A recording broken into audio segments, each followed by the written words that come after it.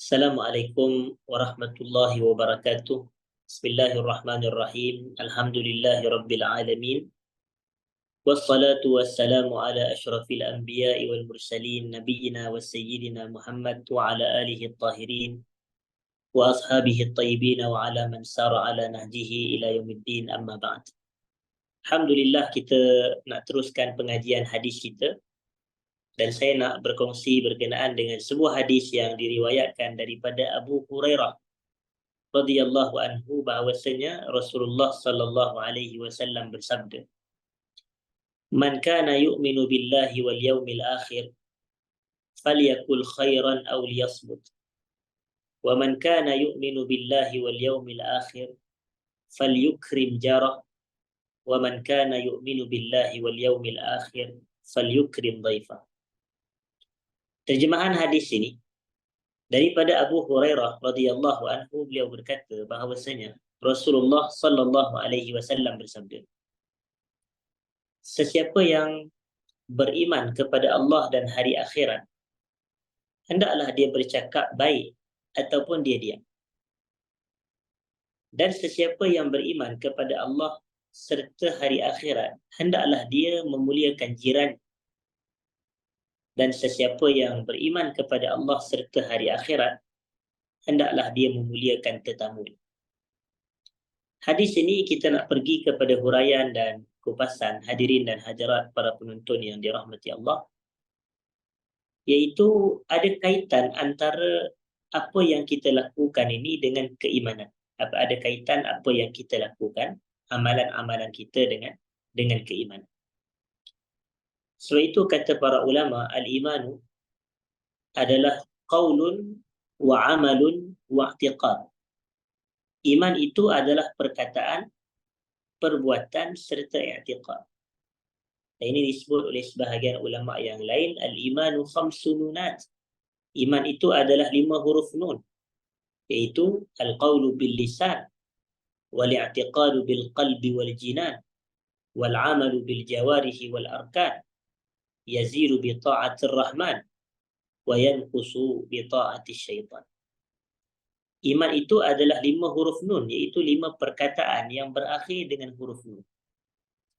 Yang pertama adalah al-qawlu bil lisan, perkataan dengan lidah, perkataan dengan lidah.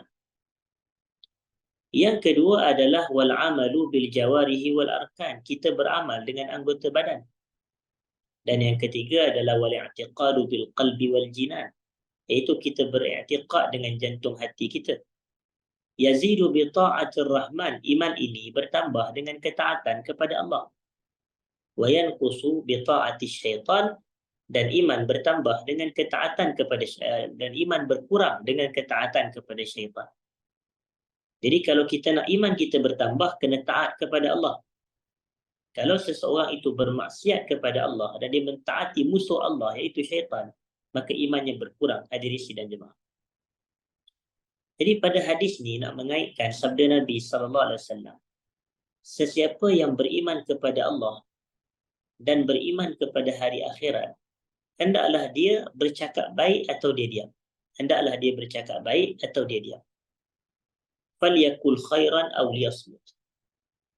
Bercakap baik ini kita tahu sama ada ia adalah ibadat lidah ataupun ia merupakan perkataan yang tidak maksiat, tapi ia adalah sifatnya kebaikan. Kita tahu bahawasanya ibadat lidah ni, darjat yang paling tinggi sekali adalah Al-Quran. Kita bercakap, kita membaca Quran. Dan selepas membaca Quran, darjat kedua, tingkatan kedua daripada ibadah lidah adalah kita ini berzikir kepada Allah. Seperti kita memperbanyak sebut subhanallah, alhamdulillah, la ilaha illallah, Allahu akbar, gitu. Dan yang ketiga setelah zikir adalah doa. Jadi kita bercakap perkataan-perkataan seperti ini. Antara bukti keimanan kita kepada Allah, kita baca Quran, kita berzikir, kita berdoa, dan kita bercakap perkataan yang baik. Sebagaimana Allah Ta'ala banyak sebut di dalam Al-Quran, maknanya cakaplah perkataan-perkataan yang baik. Sebagai contoh, waqulu linnasi husna, waqulu linnasi husna. Dan bercakaplah perkataan yang baik kepada manusia. Ini percakapan yang baik. Dia bukan perkataan yang ada unsur maksiat. Satu. Dan Nabi SAW kata, awliyasmut, ataupun dia diam. Maknanya sebagai seorang yang benar-benar beriman kepada Allah dan hari akhirat, dia hanya ada dua pilihan saja. Sama ada dia bercakap baik atau dia diam. Sama ada dia buka mulut, dan buka mulut tu hanya ada satu pilihan, iaitu bercakap baik. Atau dia tutup mulut, maka dia diam daripada bercakap perkataan yang tidak baik. Maka ini sahaja, kita tak ada pilihan yang ketiga nak bercakap jahat, bercakap buruk, tidak ada. Hadirin sidang jemaah.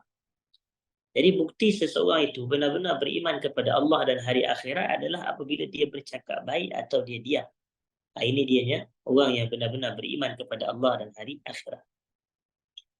Yang kedua, antara bukti kata Nabi SAW, wa man kana yu'minu billahi wal yawmil akhir, dan mereka yang beriman kepada Allah serta hari akhirat, hendaklah dia memuliakan jiran. Hendaklah dia memuliakan jiran.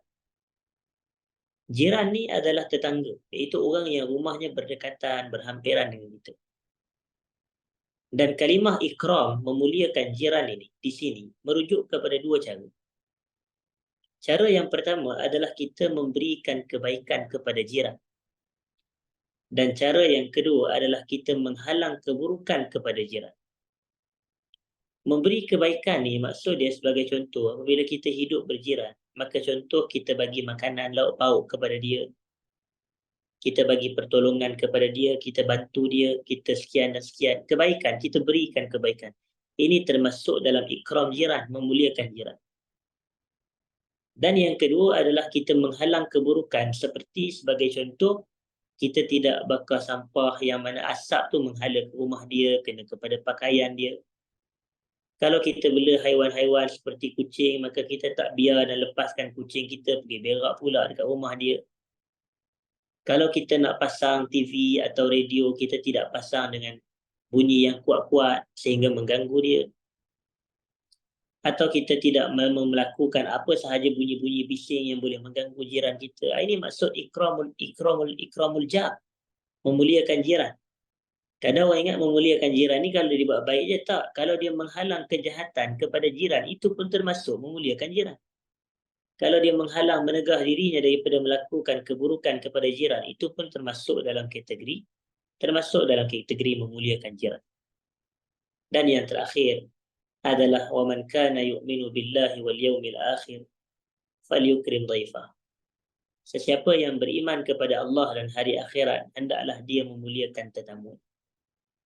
Tetamu ni adalah orang yang berkunjung kepada kita, sama ada ke rumah kita atau ke mana-mana tempat yang kita sebagai tuan rumah. Tapi biasanya perkataan tetamu ni merujuk ke rumah. Maknanya kalau contoh rumah kita ni akan diterima ataupun dihadiri oleh tetamu, maka kita kena muliakan tetamu. Dan memuliakan tetamu pun mengambil pakai cara yang sama juga, iaitu dengan cara kita memberikan kebaikan kepada tetamu. Contoh, jamu makan, contoh jamu minum, contoh sediakan tempat duduk yang selesa kepada dia, begitu. Layan dia dengan layanan yang baik, ramah mesra kepada dia. Dan yang kedua, antara kita cara memuliakan tetamu adalah dengan cara kita menghalang keburukan daripada dia.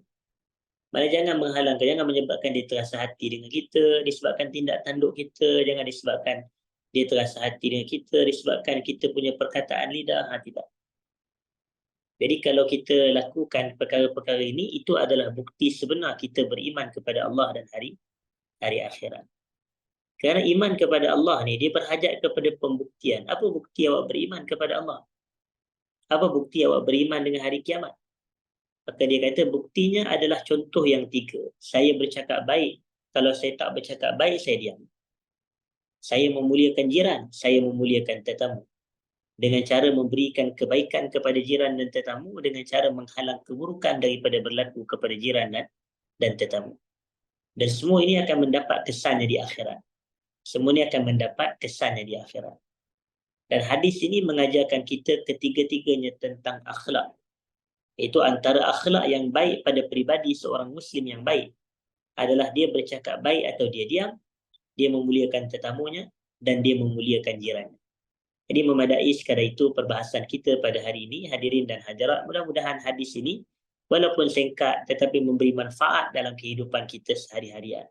Saya minta maaf jika ada salah dan silap terkasar bahasa sepanjang penyampaian. Aqulu qawli hadza wa astaghfirullahal azim li wa lakum. Assalamualaikum warahmatullahi wabarakatuh.